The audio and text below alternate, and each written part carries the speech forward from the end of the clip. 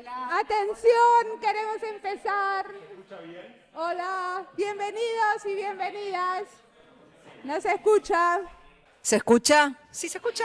A ella sí, a mí no. ¿Ahí sí? A ver. Perfecto, Sí, perfecto. Y ahora se callaron. Se escucha y re.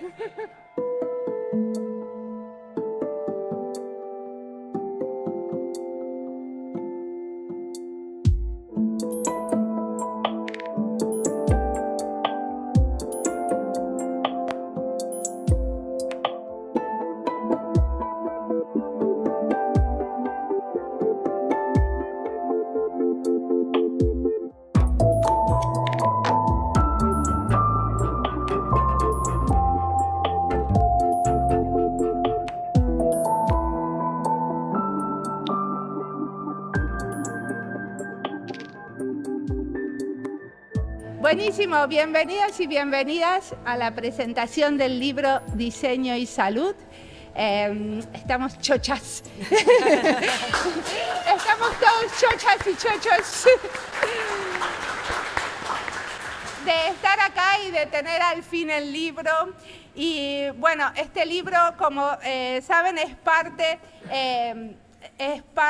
de un proyecto que tenemos de publicaciones de Diseño y Diáspora. Diseño y Diáspora es un podcast que hacemos hace 3 años con Andy, entre otros. Tenemos un equipo muy grande y decidimos que teníamos muchísimas entrevistas y que las entrevistas las queríamos hacer de alguna manera más accesibles. Y una manera de hacerlas más accesibles era también como presentarlas en formato de texto y aparte tenerlas como unificadas por temas. Y entonces salió esta idea de hagamos un libro sobre diseño y salud.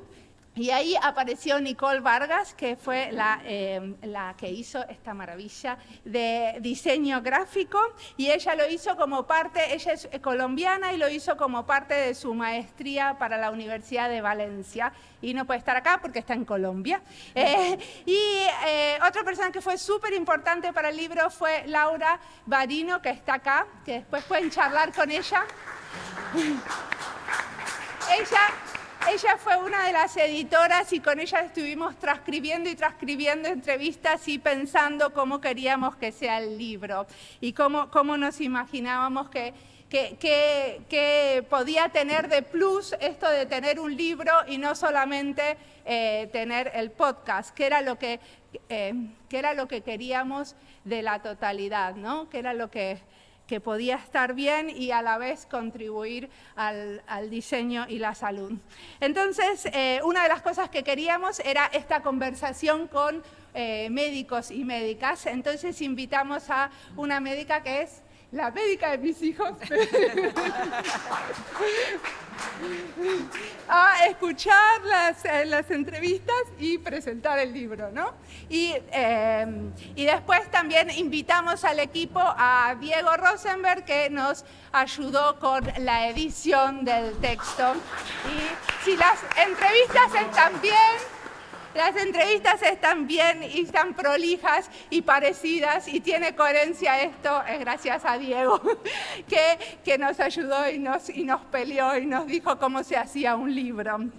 Entonces, un poco de este diálogo es lo que queremos traer acá hoy, este diálogo entre profesionales de la salud y diseñadores, que nos parece que falta un poquito, que tanto los diseñadores no tenemos muchísima conciencia de qué es lo que podemos aportar a la salud y a la vez los médicos tampoco se imaginan mucho qué podría ser un diseñador en el ámbito de la salud. Entonces este libro lo que hace es como reunir muchísimos ejemplos de diferentes ámbitos del diseño y como compilarlos en una cosa bastante fácil de leer porque son entrevistas y de fácil acceso. Entonces vamos a empezar entrevistándola un poquito a Laura y preguntándole ¿cómo fue para vos esto de leer las entrevistas de diseño y diáspora, de escuchar las entrevistas de diseño y diáspora y escribir? Claro, porque mi experiencia fue escuchar, en realidad. Bueno, yo como buena pediatra soy curiosa, natural, Así que primero estoy súper agradecida, emocionada. Acá hay un bebé concreto, muy lindo. Y por otro lado, generacionalmente a mí la escucha se me da muy bien. Escuchar es una cosa como que me gusta. Tu invitación me sorprendió. No conocía el podcast hasta que lo empecé a escuchar. Y esta es una de las primeras cosas que pensé. ¿Cuánto material hay acá valioso para los médicos y cómo haríamos para que los médicos, las médicas, se enteren que existe gente que piensa en que su vida sea mejor? El médico en general es una persona muy ocupada, muy entregada, muy compasiva y recibe gente que está por alguna razón vulnerable. En mi caso, al ser pediatra, tengo como el privilegio de muchas veces recibir familias que vienen a ser acompañadas en salud, cosa que en general no pasa, y muchos años y a veces 2 décadas. Entonces es muy privilegiada mi especialidad en ese sentido. Pero siempre hay situaciones de vulnerabilidad, como charlábamos recién acá de pasillito, ¿no? Un paciente cuando ingresa y empieza su viaje por el sistema de salud está vulnerable porque está abrumado, porque tiene dolencias, porque está angustiado, porque no sabe qué va a resultar de todo eso. Y el médico está también abrumado porque además el médico generalmente es un inmigrante digital. Todavía no tenemos nativos digitales, recién está recibiéndose la primera generación de nativos digitales en la medicina. Así que ya venimos migrando y haciendo esfuerzos, por ejemplo, para trabajar con herramientas novedosas. Y el médico ni siquiera se imagina que hay gente pensando que su vida puede ser mejor o más fácil, o que el encuentro con el paciente pueda ser más gratificante. Así que todo eso me rondó la escucha de los podcasts desde distintos lugares, como los diseñadores de experiencias y demás la vienen tomando, ¿no? Yo muchas veces me sentí identificada con el usuario, y muchas veces me sentí identificada con las cuestiones de los pacientes y de las familias. Y bueno, tal vez esto queda como a modo de propuesta. ¿Cómo podríamos hacer para acercar los mundos? Yo me muero por tener un diseñador al lado y decirle cómo quiero que sean las cosas para mí, como a mí me gustarían. No chocarme con la camilla cuando salgo, o que no me pongan la gomita del estetoscopio, que cuando el chico la va a morder se la quede en la boca y además de que se pueda atragantar me lo rompe. Bueno, todo eso me parece que es de todos los días y hay un montón para hacer. Y a nosotros nos encanta escuchar esas cosas.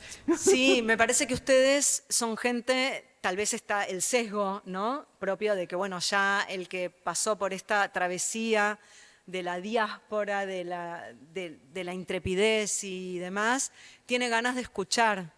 Pero ustedes son gente abierta.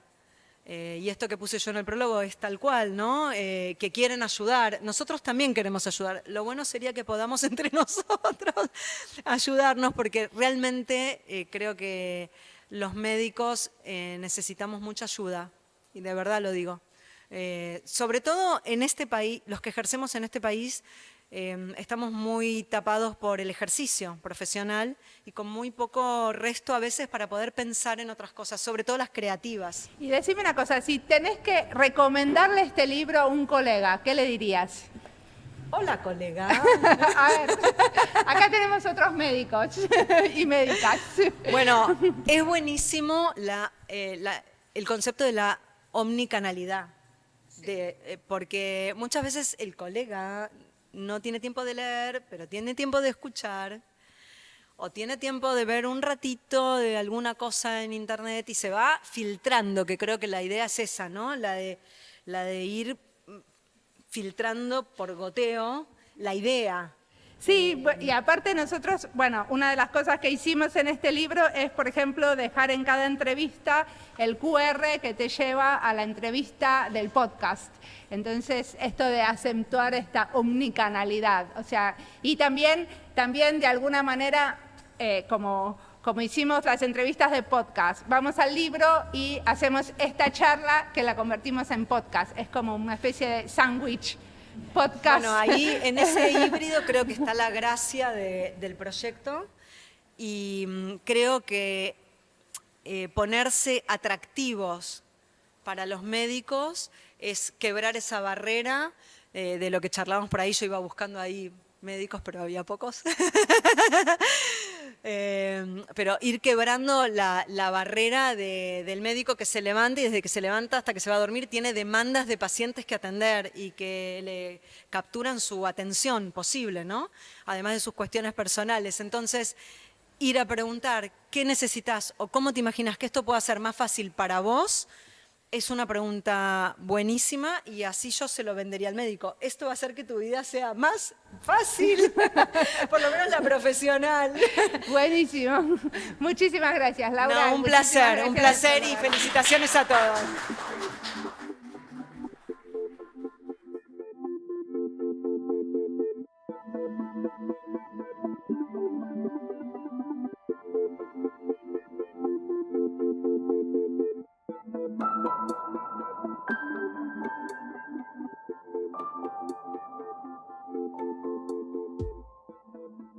Lo primero que les iba a decir es que como los demás no leyeron el libro y muchísimas veces tampoco escucharon el podcast o tampoco tienen la cara de ustedes, porque una de las cosas que me decía Diego, nuestro editor, es a mí me hubiera faltado la cara de cada uno de los entrevistados acá. Entonces, me gustaría que cada uno cuente sobre el proyecto que está en el libro que contaron. Brevemente, pero me gustaría que haya un poco de carne también en ese relato. Entonces, empezamos por Emi. Bueno, primero, hola a todos. Ahí está bien. Mejor que no esté mi cara en el libro. La verdad que mejor. A ver, cuento un poquito el proyecto. El proyecto es Boti, el robot de la ciudad de Buenos Aires, a través de nuestra compañía que se llama Vivot, que es una compañía de diseño de experiencias conversacionales. Participamos como consultores y colaboradores junto al gobierno de la ciudad en Boti. Y la verdad que Boti en el libro tiene una foto justo pandémica, porque justo apareció en el momento de la cuarentena fuerte, creo que hablamos abril 2020, me parece, que fue por ahí, y tenía como, estaba encauzado en varios objetivos. Hoy tiene muchos más, pero por ahí, haciendo un poco corta la película, puedo decir que fue un socio de la salud para los vecinos de la ciudad de Buenos Aires, y creo que para otros también, porque también ayudó con algunas cosas, pero en particular para los vecinos de acá. Y pudo ayudar con temas de vacunación, temas de testeo. Hizo un triage al comienzo cuando todo el mundo estornudaba y no sabía si tenías coronavirus o qué. Y después, posteriormente, también ayudó junto a un primo, podemos decir que es otro bot, que se llama Cory, a seguir a pacientes leves de COVID, ¿no? Cuando ya estaban, que los conectaba con el sistema de salud. Además de que Boti te conectaba, tenía como un rol específico. Entonces le decíamos que era como el primo de Boti que seguía a otros. Pero también era de la ciudad, era de la misma iniciativa. Nosotros ahí ayudamos, eso fue interesante, a diseñar una personalidad que mantenga la calma, que haga que si te pregunta la fiebre, que alguien que te den bola, que le digas cuánto tenés. Entonces empezamos a testear un poco eso. Boti tenía otros roles, ¿no? Como mucho más amplios, porque nada, desde las cosas en salud fue todo muy crítico, pero pasó de hacer incluso temas culturales o lúdicos a temas críticos de salud e incluso de violencia de género, que creció un montón durante la cuarentena estricta y que fue como un canal que obviamente Boti no podía ayudar a mujeres en situación vulnerable concretamente, pero sí pudo dar un granito de arena en conectar a lo que sería el 144 acá en la ciudad, que es telefónico. También ayudó a conectar con profesionales por chat, que era más rápido que el teléfono, pero tenía como sus bemoles, ¿no? O sea, profesionales de esa línea, sí, que podían asesorar y contener y ayudar a quienes chateaban con esa situación. Ahora, sí, eso fue todo otro tipo de diseño, donde Boti cambiaba su personalidad, o sea, sacaba otro rol y era mucho más rápido. Le decía todo el tiempo, si estás en peligro, llama al 911, o sea, no chatees más conmigo. Tenía como un rol diferente, e incluso le decía borrar la conversación después de hablar conmigo. Por las dudas, porque nos comentaban que muchas veces usaban el teléfono del agresor mismo, o sea, agarraban el teléfono como se podía, y si Boti llegaba a aparecer de repente, era un problema. Con lo cual, ese es un poco el proyecto en general de Boti, cómo empezó a asistir en salud, y creo que podría haber asistido mucho más en salud mental, que tiene una oportunidad interesante ahí. Acá tenemos algunos profesionales en salud mental que te pueden asesorar. En la audiencia usó Boti durante la pandemia. ¿Quiénes usaron Boti? Todos, muchos. Entonces, después vamos a charlar más, seguramente. Contanos, Diana, ¿cuál fue tu...? Vos tenés 2 capítulos en el libro. Digamos, en los 2 se habla de chatbot. Yo vengo trabajando en diseño y salud hace muchos años. Y en el caso de Chat Crecer, que es uno de los proyectos, salió de una investigación de usuarios que hicimos para el Ministerio de Salud, a la población de embarazadas del sistema de salud público. Por lo tanto, eran embarazadas que no tenían el acceso, digamos, que por ahí tiene la persona que tiene una prepaga. Y llegamos con el equipo al chatbot, más que nada, y lo vinculo con el otro chatbot por una cuestión de accesibilidad. En ese momento, hace 5 años o más, y después continúa siendo así, el chatbot era un modo sencillo para cualquier persona que tuviera internet de conectarse con el Estado, en este caso, que le proveía información o, bueno, oficial o algún tipo de contención, digamos, ¿no? Entonces, en la investigación salió que en las mujeres que, digamos, que se quería básicamente fomentar la adhesión a los controles prenatales porque estos bajan, digamos, la tasa de mortalidad materno-infantil. Entonces, era el proyecto tenía que ver con cómo atraer a esas mujeres a la sala de salud, cómo hacer que hagan los controles, etc.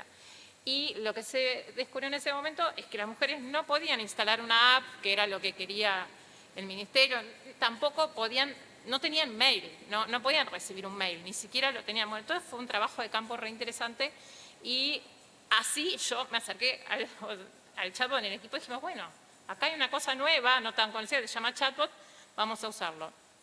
Ese chatbot se hizo una prueba piloto donde se enroló usuarias en un municipio que se convenió, etcétera, y digamos una experiencia muy interesante de mejora en base a la experiencia de usuario, que en el chatbot es el monitoreo de conversaciones, y se fue generando a partir de monitorear lo que las usuarias necesitaban, viendo las conversaciones anonimizadas, por supuesto. Se fue generando un chatbot muy responsivo que estaba como muy a tono de las necesidades de los usuarios y se generaban finalmente conversaciones que parecían íntimas con una amiga o con la partera. No, esto creo que ya lo conté. O sea, había un montón, por ejemplo, como esto de que nos mandaban fotos de los bebés, lo cual había que también anonimizar. Pero una usuaria, por ejemplo, que le cuenta al chatbot, ¿sabés qué? Tuve que dejar el trabajo porque mi bebé no agarra la mamadera. Y entonces, y me parece que, digamos, tengo que amamantarlo porque es importante. Y entonces el chatbot le contestaba, la lactancia es fundamental, es una de las cosas que aumentan las defensas de tu bebé, bueno, etcétera, no me acuerdo en este momento, la inmunidad. Y entonces le dice, sí, tenés razón, gracias por decirme esto. La verdad es que estaría bueno que los empleadores permitieran que uno amamantara. Entonces, por la ley tal, le decía el chatbot, por la ley tal, te corresponde no sé cuántas horas, bueno, nada, y este tipo de conversaciones, y eso tiene que ver con mucho trabajo, que seguramente ustedes obviamente lo hacen, de monitorear lo que el usuario va diciendo y trabajar en base a eso. Nada, eso fue realmente un trabajo súper lindo, también se comprobó, se hizo digamos, mediciones que las mujeres que usaron el chatbot aumentaron los controles, digamos, igual después eso, bueno, no, en este momento no está en funcionamiento, pero bueno, es otro tema. Es posible que se reactive ahora. Nada, y el otro proyecto, vinculado a la accesibilidad, nació en la pandemia. Yo estaba trabajando en el chatbot de Argentina Hogar, que era el sitio que centraliza, digamos, los trámites de Argentina, que estaba medio en automático, se había diseñado con un equipo, pero sin ponerle demasiado centrado en el usuario de investigación ni nada, sino como que disparaba trámites, etc. Y en el momento que apareció el coronavirus, se nos pidió hacer básico un chatbot de coronavirus, y fue muy loco porque empezamos a empezamos con las preguntas básicas, que era lo mismo que habrán vivido ustedes. La gente decía, tengo coronavirus. O sea, esa era la primera pregunta. Pero bueno, de 80.000 usuarios por mes, no sé, no me acuerdo, pero que tenía la cuestión es la proporción, no me acuerdo, pero el chatbot tenía usualmente, por ejemplo, 80.000 por mes y pasó 800.000, o sea, como una cosa a partir del chatbot de coronavirus. Y eso fue porque en un momento hubo un grupo, un equipo, que se puso a escuchar, o sea, a leer y a ver lo que preguntaba la gente. Entonces, eso es básico también. Y también había una cuestión de accesibilidad, porque la gente primero era, digamos, la información que bajaba el Ministerio de Salud, que era la que nosotros adaptamos, que después salió a ser el chatbot del Ministerio de Salud específicamente, ¿no? Pero que tenían el mismo contenido, pero la información que bajaban decía el contacto estrecho, si vos estuviste, algo muy técnico, ¿no? Y acá es donde, nada, donde yo digo que yo trabajo en tecnología, se habla mucho de deuda técnica, estamos pagando deuda. ¿Y la deuda UX para cuándo? O sea, es lo que el otro día lo puse en Twitter porque salió en una charla de otro proyecto de salud en el que estoy trabajando. Hay una deuda UX enorme. Y el Ministerio de Salud después pasó con el IFE, que también, digamos, en el momento de la pandemia el gobierno lanzó un apoyo, un plan de apoyo de contención económica para los grupos más vulnerables, que era el ingreso, ya ni me acuerdo, ingreso federal de emergencia, pero ingreso no me acuerdo, familiar de emergencia. Bueno, y la gente no sabía cómo tramitarlo. Y bueno, entonces, al estar, o sea, se amplió el espectro, digamos, y se tradujo, se adaptó los textos al lenguaje claro, tanto los de salud, que era contacto estrecho, que era cuando te tenías que aislar, o sea, cuando tenías coronavirus, todo se tradujo, aunque la gente de lenguaje claro me va a matar porque se dice se adaptó al lenguaje claro esa información. Y la gente entraba y preguntaba, y cuando, digamos, se dio como un compromiso del equipo muy fuerte, porque, por ejemplo, cuando había una conferencia de prensa de Alberto Fernández, ponía el cartelito, y entonces la gente del sitio y la gente empezaba a consultar. Y era ver cómo consultaban y decían, ¿pero y cuándo es la cuarentena? No, pero ahora sacaron la cuarentena y mi jefe me va a hacer ir a trabajar. Bueno, toda una serie de cosas que, bueno, la gente no entendía, o sea, entendía más lo que les explicábamos por el chatbot y por eso empezó a aumentar la cantidad, que por la página web, que por la conferencia de prensa y que por, perdón, no sé si... no, bueno, nada. De hecho, la gente que se manifestaba en el chatbot estaba muy agradecida con el equipo con la gente de salud en general, bueno, etcétera, no importa. Pero la cuestión es que fue un momento donde tanto el Ministerio de Salud como el gobierno en general hubo mucho vínculo con la población, porque todos los días salía algo nuevo que había que comunicar urgente. Entonces era como que no estamos siempre tan atados a las leyes y a los decretos y a las promulgaciones o al Ministerio, lo que dice el Ministerio de Salud, que no le importa a nadie en momentos normales. Pero bueno, entonces la gente tenía ese lugar donde nosotros le explicábamos en criollo lo que estaba diciendo en otro lado. Y bueno, nada, por eso para mí es una cuestión de accesibilidad, no solo por una cuestión de que cualquiera se puede conectar, sino también por una cuestión de que facilita un lenguaje coloquial que para mí es un tema de acceso. Pero bueno, nada. Buenísimo. Muchísimas gracias. Vamos a Juan. ¿Querés contarnos cuál fue tu proyecto del que hablamos en esa entrevista hace mucho? Hace mucho. Es como una hermosa regresión, pero ya no estoy en el ámbito de salud, pero cuesta dejar este ámbito de salud. Yo sigo tocándolo a veces. Ahí estás en algunas cuestiones, pero el impacto social que tiene el ámbito de salud es difícil de equiparar con algún otro tipo de negocio. Porque te fuiste de la salud ahora. Me fui de la salud, sí. Ahora estoy en e-commerce. Y en ese sentido uno extraña ciertas, no dificultades, pero la forma de encarar cómo resolver problemas realmente complejos. Y es la materia prima de nuestra disciplina, ¿no? Como diseñadores de soluciones. Entonces, en ese aspecto uno extraña un poco ese ámbito. ¿Y cuál fue lo Y que el proyecto que hablamos de Hablamos salud? de muchos. No, hablamos del... Pero hablamos de el ciclo de medicación electrónica. Sí, Y ahí lo loco de eso es que, volviendo hacia atrás, prepandemia, era algo que estaba, hago un poco más de contexto, trabajaba en el Departamento de Informática en Salud en el Hospital Italiano. Y en ese interín, el proyecto que nos había tocado, que era una bajada muy de negocios de la dirección, que había que trabajar con el módulo de indicaciones farmacológicas, no solo farmacológicas, pero en general era el grueso del proyecto, y teníamos que cambiar esa parte de la historia clínica electrónica que el hospital ya venía desarrollando desde hace muchos años. Pero particularmente en el de indicaciones farmacológicas, lo interesante fue tratar de romper el enfoque con el que se iniciaban los proyectos. Era una bajada muy de negocio y de una mirada estrictamente médica, donde no tenía en cuenta a los demás actores.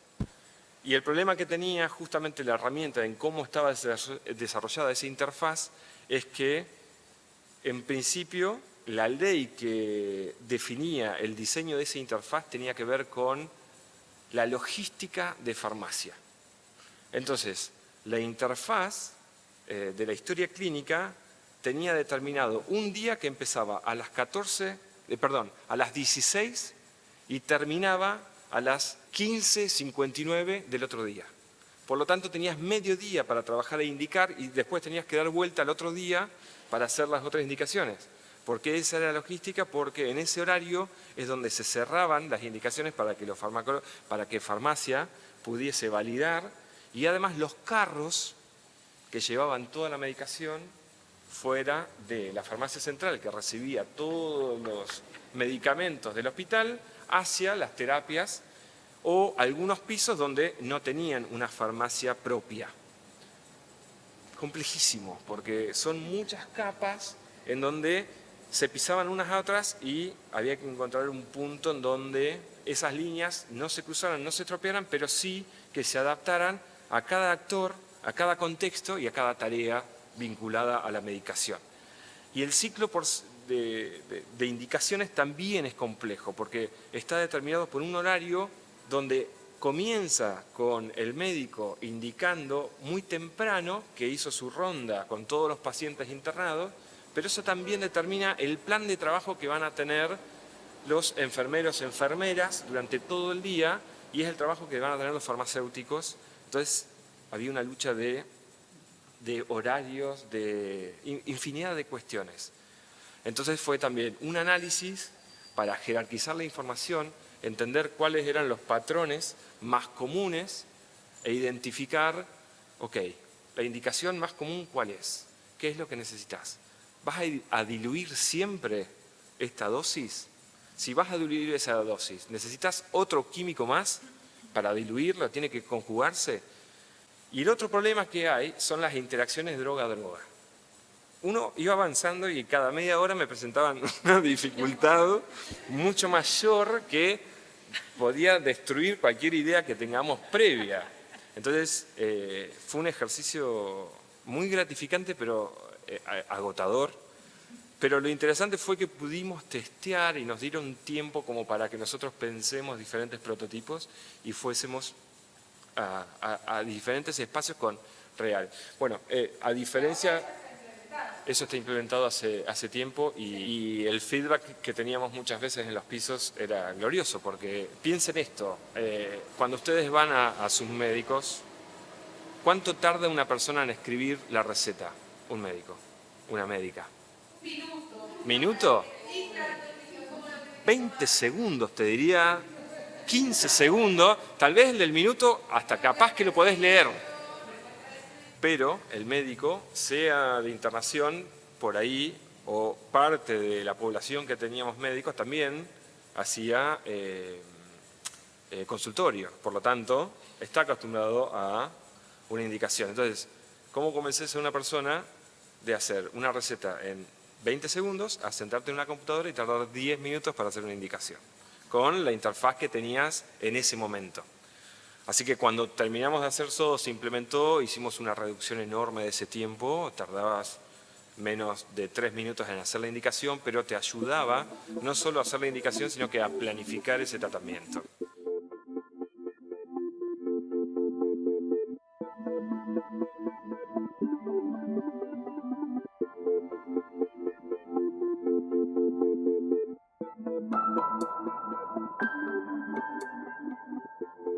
Bueno, vamos al último proyecto, por favor, que aparte es un proyecto muy especial el que van a contar Julia y Lorena, porque esta vez no es algo digital.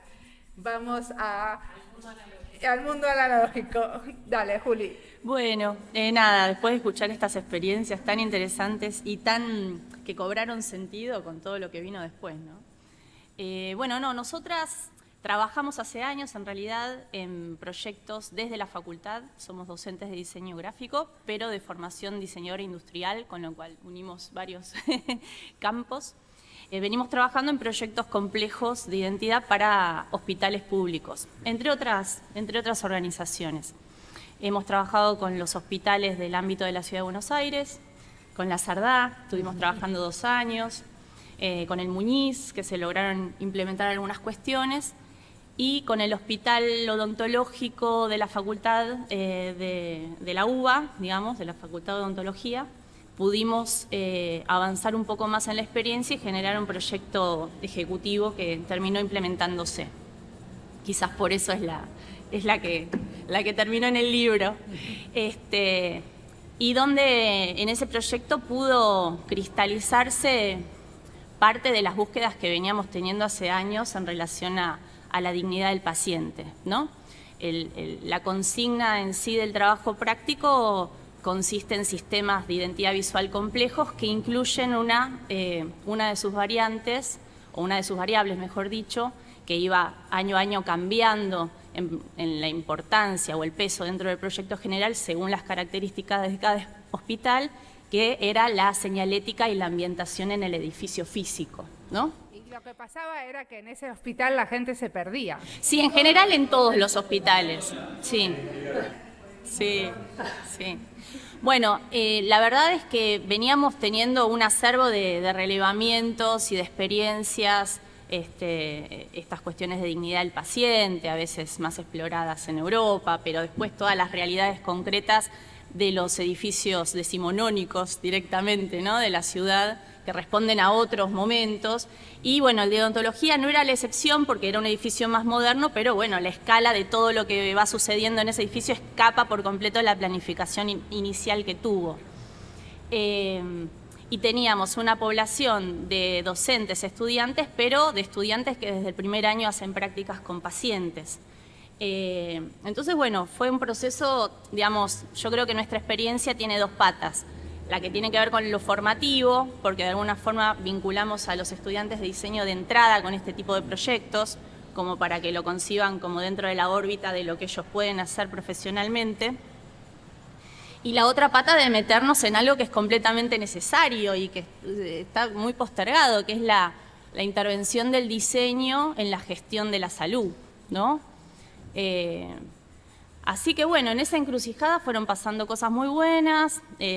Partimos por la masividad que tiene el taller de diseño en la FADU, de ¿cuántos? 60 proyectos, eran, no sé, 60 proyectos que se desarrollaron en 3 meses, 2-3 meses de ese diseño 3, del nombre de la asignatura, diseño gráfico 3, y luego una presentación de los seleccionados en el aula magna de la facultad y al año siguiente la posibilidad de hacer un proyecto ejecutivo con un equipo conformado por alguno de los estudiantes de esos proyectos. Que ustedes dirigían. Que nosotras 2 fuimos las encargadas de coordinar y dirigir. Y ahora está toda la cartelería en el hospital. Mira, pasaron cosas.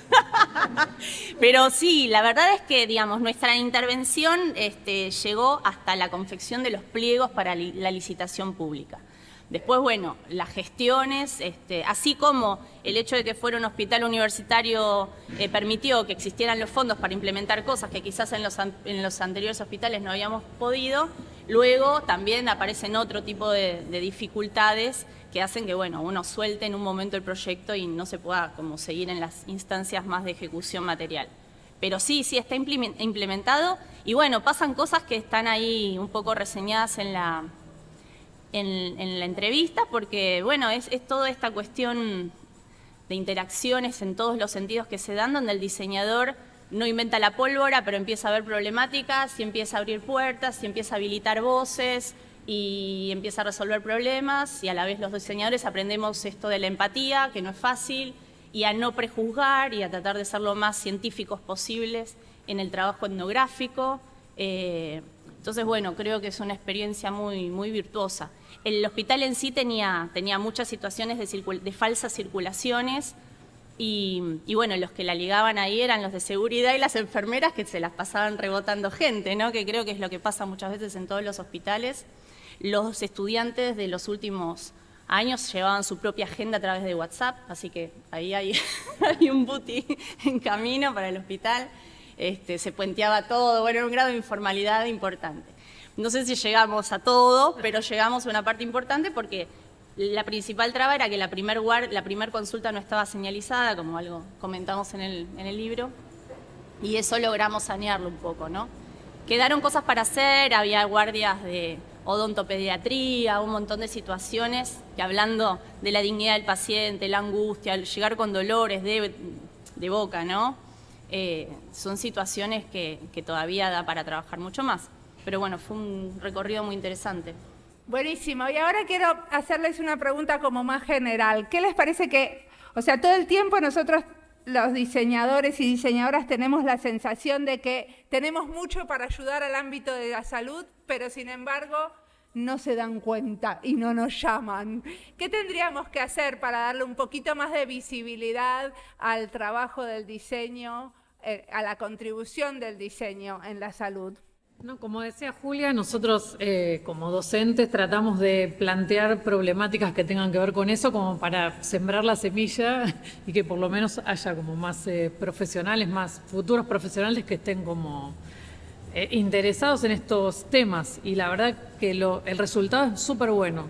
En general en nuestra facultad, digamos, esto está cambiando en los últimos años, creo que también está cambiando a nivel Estado nacional y de la ciudad muchísimo. Digo, todo lo que están contando son casos, digamos, de muy recientes. Cuando nosotros empezamos a trabajar hace como 15 años, digamos, temas de diseño y salud, era como súper novedoso, y encontramos que, no porque lo hayamos hecho nosotros ni mucho menos, pero sí que empezó como a haber una ampliación de la participación de los diseñadores en distintos ámbitos. Sobre todo me parece en lo ligado a la comunicación muchísimo, un montón de instructivos. Por ejemplo, me acuerdo ahora sí del proyecto Cunita, que estuvo muy bueno y que era como súper interdisciplinario y como abarcativo desde todas las disciplinas del diseño. Y me parece que era como muy interesante. Lo digo como un hito que creo que todos reconocemos, pero... Aparte, el proyecto Cunita está muy inspirado en el diseño finlandés, ¿no? Porque Cunita es la caja de la madre que empezó, o sea, se creó en Finlandia en 1930 y fue como una evolución, ¿sí? Es nuestra bandera de innovación social. Es re compleja la pregunta porque por ahí yo no tengo por ahí la experiencia que tienen los chicos, pero sí yo veo como dos patas. Una, el sector público creo que es un buen motor. El motor en el sentido de si se puede apostar en hospitales públicos, en donde sea, digo, pero que se pueda hacer algo interesante, se pueda ver, para que, y también por el lado profesional, digo, los médicos en general, digo, sería buenísimo. Hablaban recién de la nueva generación, como que hay una generación nativa digital o en medicina, que por ahí, y yo me imagino que debe ser mucho de, acá las cosas se hacen así, siempre se hicieron así, y cuando empiezas a surgir algo nuevo, maneras de hacer nuevas, y empiece a verle el valor, como lo que hacían en el hospital italiano, por ahí empieza como a generar también una demanda del sector privado, digo, porque si no, o sea, yo puedo decirle a un montón de estudiantes y todos vamos, sí, vamos, hagamos algo, pero no hay plata, chicos, ¿qué hacemos? O sea, tiene que haber plata, lamentablemente, o sea, si no, no pasa nada. Entonces digo, bueno, por ahí el sector público que invierta y que además mejora hospitales, mejora la señalidad desde cualquier punto de vista, hasta que eso se haga visible y el sector privado encuentra las necesidades, digo, para mí ahí puede ser un efecto pinza. Creo que sí, el dinero es importante porque hay que poner en funcionamiento una maquinaria, pero cuando tu pregunta, Mariana, yo pensé, ¿cómo hacen para acercarse a los médicos sanitaristas? Los médicos sanitaristas, o la carrera de médico sanitarista, tienen desconocimiento de lo que es la interdisciplina. El ejemplo más grande es el Hospital Escuela San Martín. Se hizo un hospital, el hospital de escuela, que reemplaza al hospital de clínicas. Eso me lo comenta gente de médicos sanitaristas, que los pasillos son tan angostos que no se puede evacuar.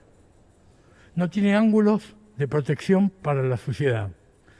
Eso fue porque los médicos sanitaristas no tuvieron en cuenta que hay que trabajar en transdisciplina o en interdisciplina, que ese sería el caso de ustedes, que están queriendo imponer una modalidad muy moderna de lo que es, si ustedes quieren, la teoría del conocimiento. La teoría del conocimiento es trabajar en inter y transdisciplina. Entonces, a tu pregunta, yo iría directamente a la carrera de posgrado de los médicos sanitaristas, que se den cuenta que hay que trabajar en inter y transdisciplina, porque si no queda coartado nada más que en como quirófano, esto, lo otro, y no en el funcionamiento más totalizador de lo que es la salud. Es interesante, Hugo, lo que mencionás, porque es una cosa que está pasando en el resto del mundo, que es que se están abriendo maestrías en diseño a las que están como convocados también los profesionales de la salud. Entonces se abren maestrías en salud para diseñadores y es algo que está ocurriendo de a poco, ¿no? Que no necesariamente está pasando en Argentina todavía, pero que sin embargo, o sea, se están abriendo como más estos lugares de aprendizaje multidisciplinarios donde están convocados diseñadores y profesionales de la salud. Sí. De la misma manera que cuando nosotros hacemos la investigación para poder diseñar, necesitamos que el médico nos traduzca la rama de cada cosa que nosotros tenemos que empaparnos, digamos. Esa cuestión que quizás es más compleja de pensar en el usuario, es lo de siempre, digamos, es escuchar y entender a la perfección qué es lo que te está diciendo el otro, sea el médico, sea el usuario, sea el enfermero, sea el que sea, digamos. Desde la antropología es más o menos lo mismo, que le han ido cambiando el nombre, por lo menos así lo hemos vivenciado. Y respecto a esta pregunta tuya de antes, me parece que no hay una sola respuesta. Digo, va a ser un tema multilateral hasta que se imponga en la agenda, como pasan con estos cambios de la cultura, y poner en agenda desde el Estado los casos de éxito, yo creo que es una forma. Digamos, empezar a dar premios nacionales de diseño a estas temáticas en particular, o entrevistar a los usuarios. Un usuario que está contento con un proceso exitoso de estos es la mejor de las propagandas y publicidades que puede tener, una intervención mínima como la señalización del horario de la guardia o cuánto tiempo te espera, te queda de espera. Una cosa que yo quiero decir es que la realidad es que el podcast está dirigido más que nada a trabajadores en diseño, que no necesariamente todos son diseñadores. Entonces, cuando hubo que traducir de la misma manera que decía, que contaba Diana, que se traduce el contenido de una página web a un chatbot para que pueda hablar con la gente en idioma coloquial, es el trabajo que Diego nos hizo hacer. Esto no lo entiendo, o sea, ahí fue cuando tener una persona que no era diseñadora y era editora fue fundamental, y esto, el libro, es justamente abrir el diálogo con los profesionales de la salud.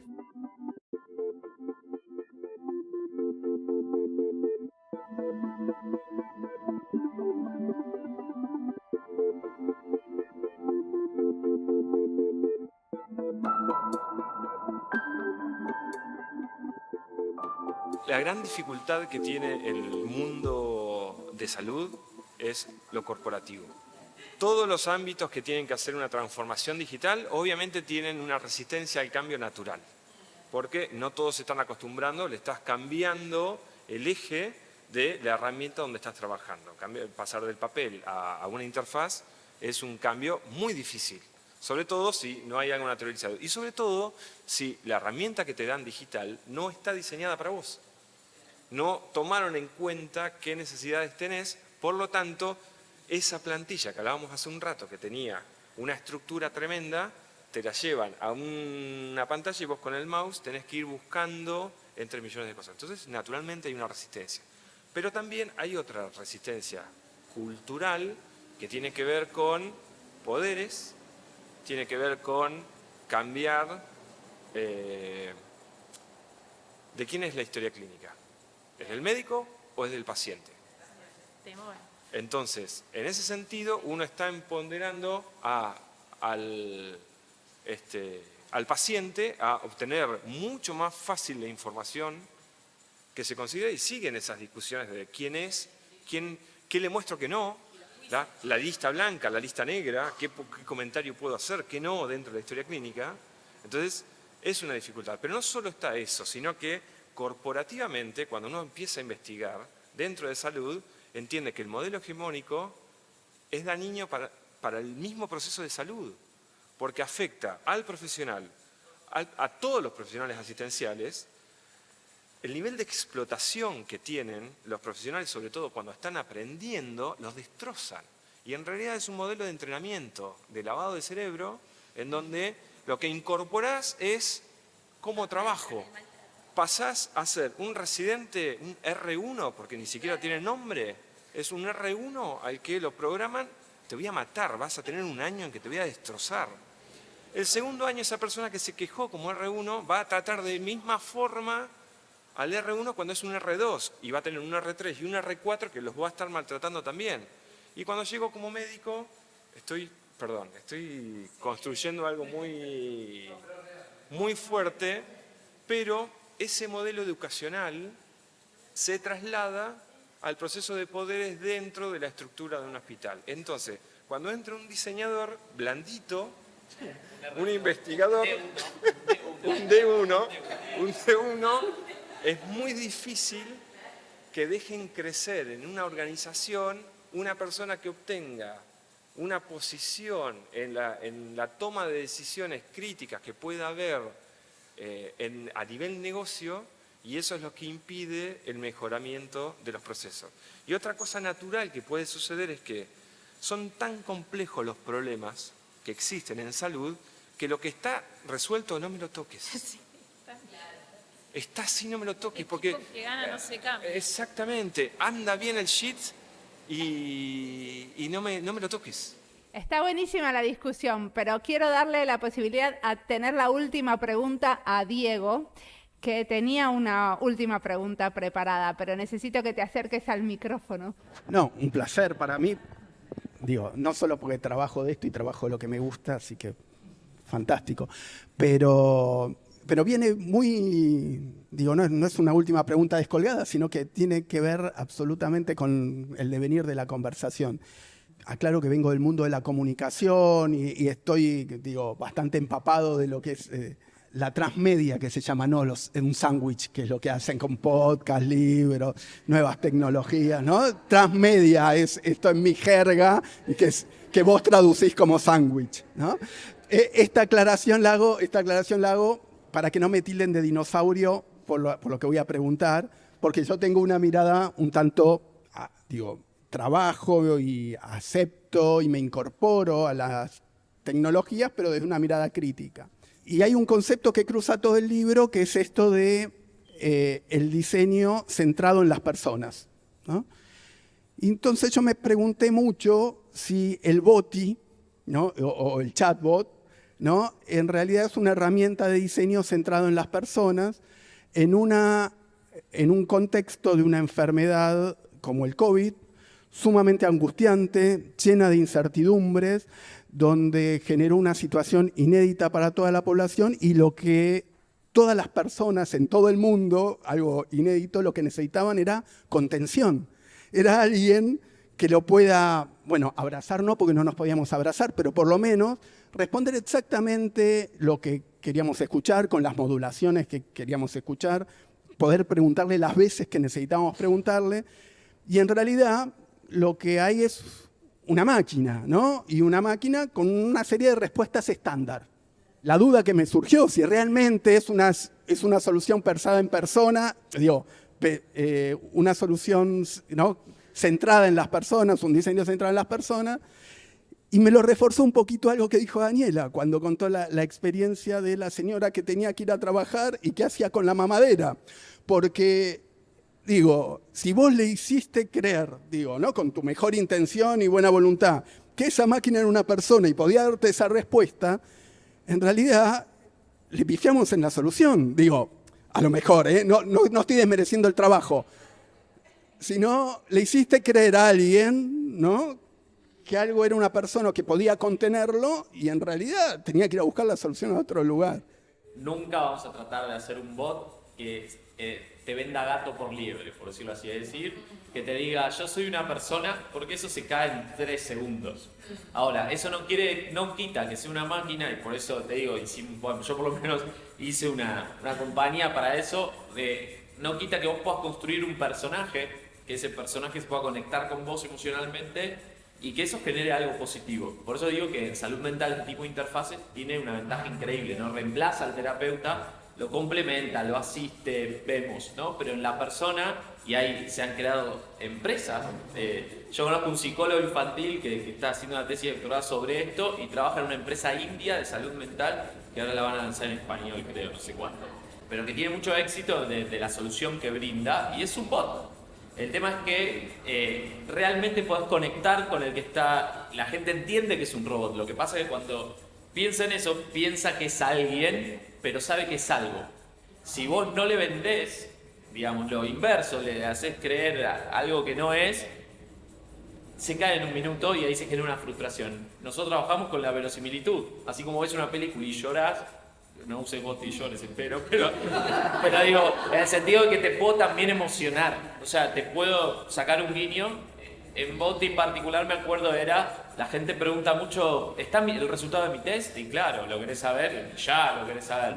Y Boti tiene al menos una respuesta estándar, es muy fácil dar esa respuesta porque la intención es clara, pero por lo menos a través del lenguaje te trata de decir, ya sé, ¿no? Como no te lo dice así, pero te dice, ya sé que lo querés saber ya. Trata de ser empático. En plena pandemia, en la aplicación Cuidar, ¿se acuerdan? Era Cuidar, sí. Cuidar, había un link, yo vivo en provincia de Buenos Aires, un link que decía asistencia mental, y era un bot. Y por suerte lo capturé porque era nefasto. Me preguntaba básicamente, ¿te quisiste matar hoy? Y digo, ni siquiera una persona es tan fría. Entonces, por eso podemos lograr otra cosa con un bot bien hecho. No es una mirada crítica ni cuestionadora al trabajo de diseño, sino más bien al de política sanitaria, a lo mejor, ¿no?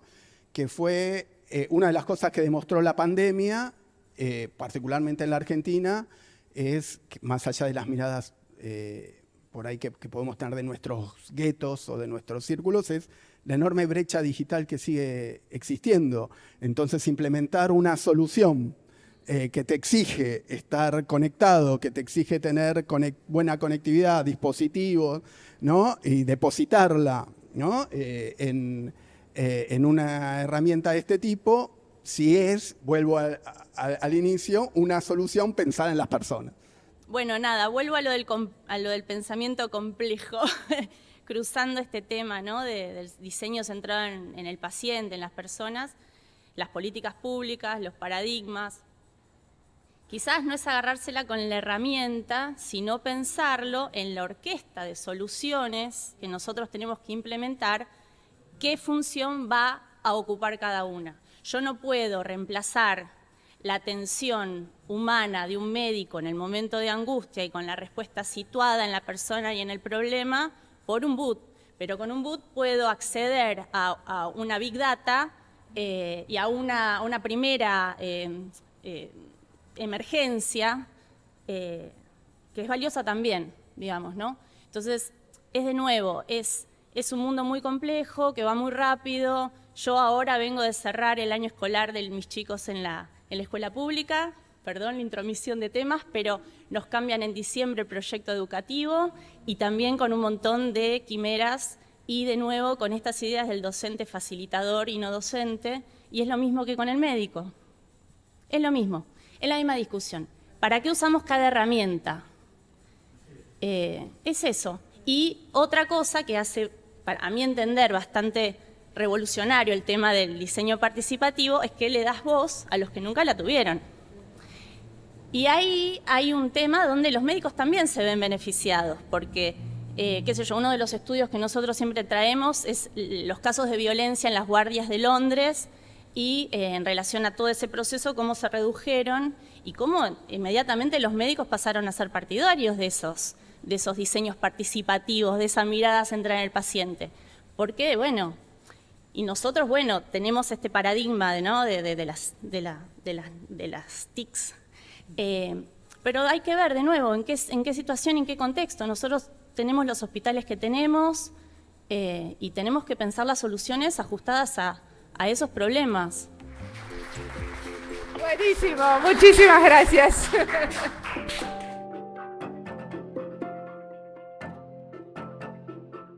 Como siempre, la música del podcast es de Antonio Zimmerman. El diseño de sonido es de Julián Pereira. Este podcast está publicado con licencia creativa común con atribuciones. Esto fue Diseño y Diáspora. Pueden seguirnos en nuestras redes sociales en YouTube, Instagram y Twitter o visitar nuestra página web diseñoydiaspora.org. No olviden recomendarnos. Nos escuchamos en la próxima.